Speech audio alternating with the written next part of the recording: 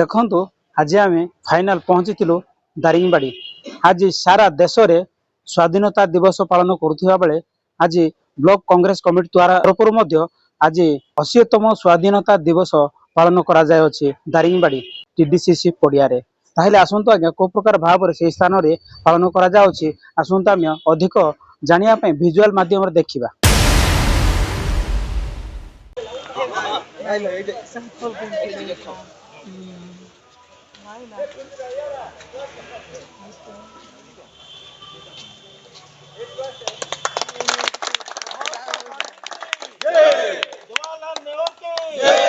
महात्मा गांधी की वंदे मातरम, वंदे मातरम, वंदे मातरम। सोनिया गांधी की जय, राहुल गांधी की जय, भारतीय जातीय कांग्रेस की जय, जय। जातीय संगीत सुर कर।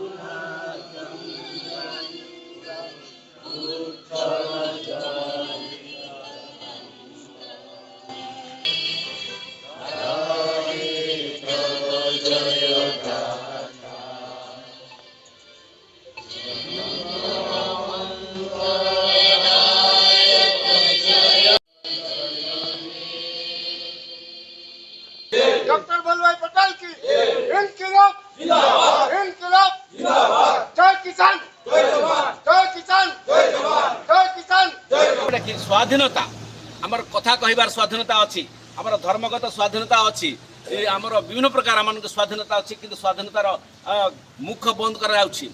हमर पार्लियामेंट रे जते बेले हमर विरोधी दल नेता आ से स्वर तोलन करूछन्ते आ गणतंत्र पद्धति रे आ ता विरुद्ध रे अनेक कुच्छारटना करा जाउछि। तांको पछरे ईडी इनकम टैक्स एपरि सीबीआई आरोप लगा जाउछि आ कंठरोध करा जाउछि। तार अधीन रे माने अछु। भ्रातृभाव भाईचारा आज भाईचारा नहीं, जाति जाति विरुद्ध आज लड़ुछि, धर्म धर्म विरुद्ध रे। मणिपुर रे एक तरफा भाव में निर्यातना दिया होछि। कंधमाल रे मध्य अनेक 7 रे एवं 8 रे धर्म नाम रे जाति नाम रे मध्य ए प्रकार करा जाइथिला। या कोन भाईचारा की, या कोन भ्रातृभाव फ्राटर्निटी जोडा कहउछि। आ ताहा माने ब्रिटिश सरकार द्वारा शासित होउथिले। ई भारत देश एक पराधीन अवस्था रे थिला, किंतु आमानकर पूर्व पुरुष आमानकर महात्मा गांधी, डॉक्टर अंबेडकर एपरी अनेक तुंग नेता ई देश को स्वाधीन आनिया पाए से माने निजको शहीद दे निजर रक्त दे ई देश को स्वाधीन भाव में आमको आज 80 वर्ष आमको पूर्ण कर। आमकर पूर्वतन विधायक तथा श्रृंखला कमिटर कन्वीनर महोदय से आमको वक्तव्य रखुले। आज अनेक स्वाधीन होते आम पराधीन अवस्था अच्छु। यही भारत देश एक जाति धर्म वर्ण निर्विशेष स्वाधीनता पाई, तथापि आम मैंने पराधीन अच्छु। आम कहीं पताका उत्तोलन आम समस्त उपस्थित हो। तो मुझे बेसी किसी कहबी ना, गोटे कथा कहबी जोटा कि 200 वर्ष तले जो शासन थिला आ से शासन रे जो ब्रिटिश माने आमको शासन करुले, जो निर्यातन अत्याचार निष्पेषित अवहेलित एमती कष्ट दौले, जो जंत्रणा दौले, आज भी से अवस्था ही आम अच्छुमती अच्छु। आ से ब्रिटिश मान को सहित किए साथ देता सेटा भी आम समस्ते जानूँ। आम लोक ही आमर शत्रु थे, से ब्रिटिश माने ए देश में प्रवेश कर आम लोक को लहुलुहाण करती से शहीद करते। तेणु मुझे विशेष किसी कहबी ना जे जो राहुल गांधी दीर्घ वर्ष धरी लड़ाई करुँच ए लोकों गरीब निरीह लोकों जो लड़ाई करें साथ देते। स्वाधीन दिवस रे आपनकर केमती होइछला एवं आज स्वाधीन दिवस उपर आपन कोन अधिक कहबे चाहते कोन कहबे सर?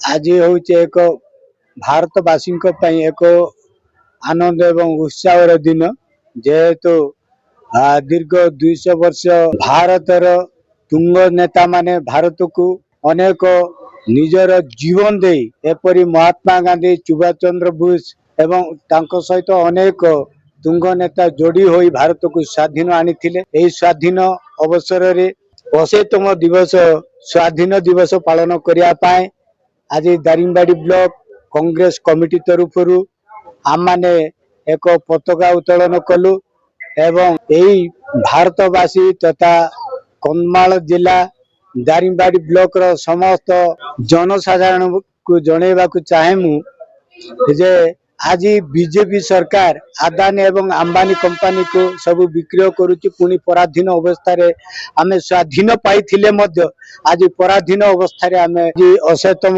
ସ୍ୱାଧୀନ ଦିବସ ପାଳନ ଉପଲକ୍ଷେ ବ୍ଲକ ସ୍ତରୀୟ ଅଗଷ୍ଟ 15 89ତମ ସ୍ୱାଧୀନ ଦିବସ ପାଳନ କରିବା ପାଇଁ ପ୍ରତ୍ୟେକ ବର୍ଷ ଅତୀତ ବର୍ଷ ମାନଙ୍କରେ ଆମମାନଙ୍କର ବିଡିଓ ମହାଶୟ ସେ ସର୍ବଦଳୀୟ କର୍ମକର୍ତ୍ତାଙ୍କୁ ଡାକି ପ୍ରସ୍ତୁତି ବୈଠକ କରନ୍ତି, କିନ୍ତୁ ଏ ବର୍ଷ ସେ ଆମ କଂଗ୍ରେସ ପାର୍ଟିକୁ କୌଣସି ଫୋନ କିମ୍ବା ଚିଠି ମାଧ୍ୟମରେ ଜଣେଇ ନାହାନ୍ତି, ଯଦ୍ୱାରା କି ଆମେ ଆଜି ରାଶିପଦା ପଡ଼ିଆରେ ଆମେ ଆମମାନଙ୍କୁ ସମ୍ପୂର୍ଣ୍ଣ ପ୍ରଶାସନ ବିଡିଓ ମହାଶୟ ସେ ଆମମାନଙ୍କୁ ଅଣଦେଖା କରିଥିବାରୁ ଆମେ କଂଗ୍ରେସ ଦଳ ତରଫରୁ ଆମେ ସେହି ସ୍ଥାନକୁ ଆଜି ଆମେ ଅନୁପସ୍ଥିତ ରହିଛୁ।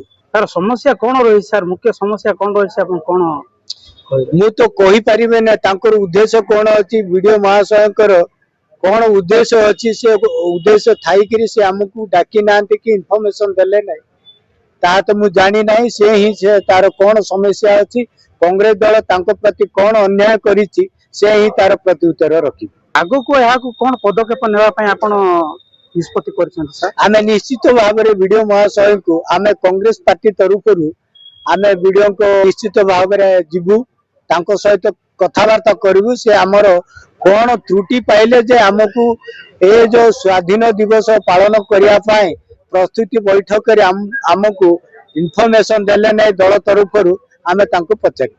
ଆମକୁ ଇନଫର୍ମେସନ ତ ଦେଲେ ନାହିଁ, ଠିକ ଅଛି।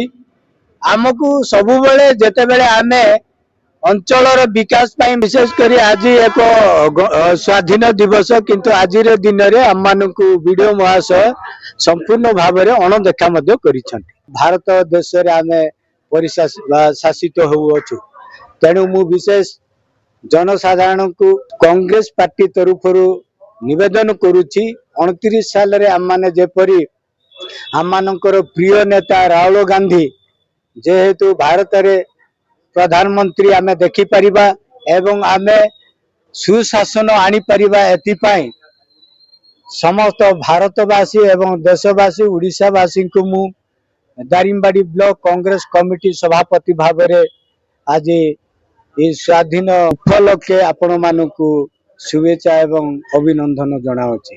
सर 80तम स्वाधीनता दिवस रे आपण जो ब्लॉक कांग्रेस कमिटी तरफ आज स्वाधीनता दिवस पालन सर कोन कहि मु दारिंगबाड़ी पूर्वतन समिति सभ्य तथा दारिंगबाड़ी लेमसीएस पूर्वतन सभापति राजेंद्र कुमार साहू आज आमे स्वाधीन भारत 80तम स्वाधीनता दिवस पालन करछे खुशी रो कथा। ये आमे निश्चय आनंद अनुभव करछु, किंतु आमर जो पूर्व पुरुष माने महात्मा गांधी आउ नेताजी सुभाष चंद्र बोस आउ सरदार वल्लभ भाई पटेल एमाने आमको जो स्वाधीनतार स्वाद आमको चखैगिरी जाइथिले, आमे से स्वाधीनतार स्वाद एबे गोटे 10 वर्ष रु 12 वर्ष है आमे अनुभव करि पारु नाही।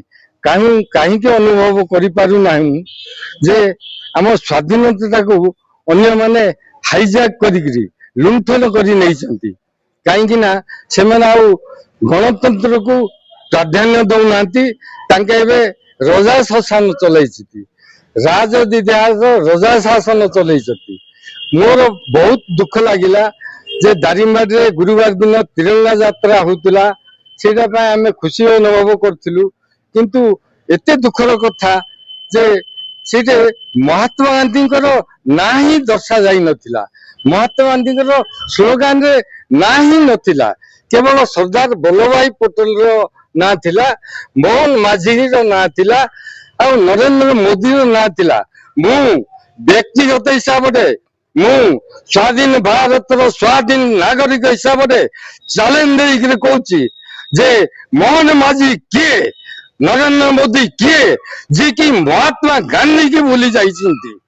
ଯେଉଁମାନେ ମହାତ୍ମା ଗାନ୍ଧୀ କି ଭୁଲି ଯାଇଛନ୍ତି ସେଇଭଳି ବ୍ୟକ୍ତିତ୍ୱ ଲୋକ ଏ ଭାରତରେ ଏ ଓଡିଶାରେ ଶାସନ ଗାଦିରେ ରହିବାର କୌଣସି ଅଧିକାର ନାହିଁ। ଆଉ ମୁଁ ଏଇ ୟୁଟ୍ୟୁବ ଚ୍ୟାନେଲ ମାଧ୍ୟମରେ ଆମର ଯୁବଗୋଷ୍ଠୀ, ଆମର ପୁରାତନ ବୟସ୍କ ଲୋକଙ୍କୁ ଅନୁରୋଧ କରୁଛି ଯେ ଏ ଆମର ଯୋଉ ସ୍ୱାଧୀନତାକୁ ଆଙ୍କେ ଲୁଣ୍ଠନ କରିଛନ୍ତି, ଆମକୁ ଆହୁରି ଗୋଟେ ଜନ ଆନ୍ଦୋଳନ କରିବାକୁ ପଡିବ। ଯେତେ ଦିନ ଯାଇ ଏ ଜନ ଆନ୍ଦୋଳନ ଆମର ସାକାର ହେଇନାହିଁ ସେତେ ଦିନ ଯାଇ ଆମେ ଧୀରେ ରହିବାକୁ ପଡିବ ନାହିଁ। କାହିଁକି ନା ଆମର ପୂର୍ବପୁରୁଷ ଆମ ଦେଶ ପାଇଁ, ଆମ ଜାତି ପାଇଁ, ଆମ ଧର୍ମ ପାଇଁ ତାଙ୍କେ ବଳିଦାନ ଦେଇଥିଲେ। ତେଣୁକରି ଆମେ ମଧ୍ୟ ସେଇଭଳି ସଂଗ୍ରାମ କରିବାକୁ ପଡିବ।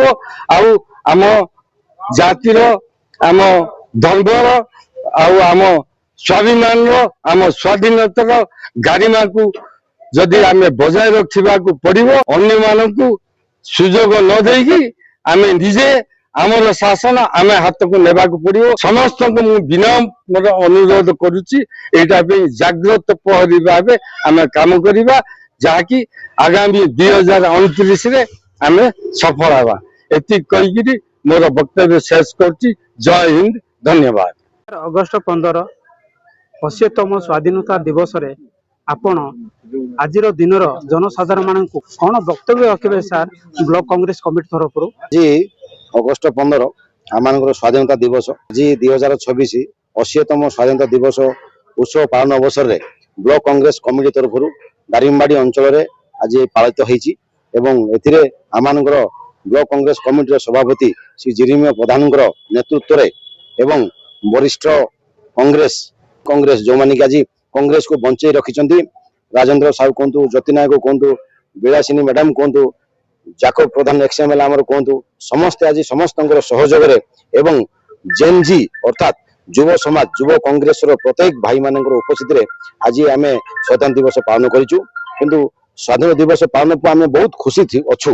କିନ୍ତୁ ଆଜି ଆମମାନଙ୍କର ଭାରତ ଦେଶରେ ଯଦି ବି ଆମେ ସ୍ୱାଧୀନ ହେଇଛୁ, ବ୍ରିଟିଶ ସରକାରଙ୍କ ଦ୍ୱାରା ଆମେ ସ୍ୱାଧୀନତା ପାଇଲୁ, ତାଙ୍କଠୁ ଆମେ ପରାଧୀନ ଥିଲୁ, ତାଠୁ ଆମେ ସ୍ୱାଧୀନ ପାଇଲୁ।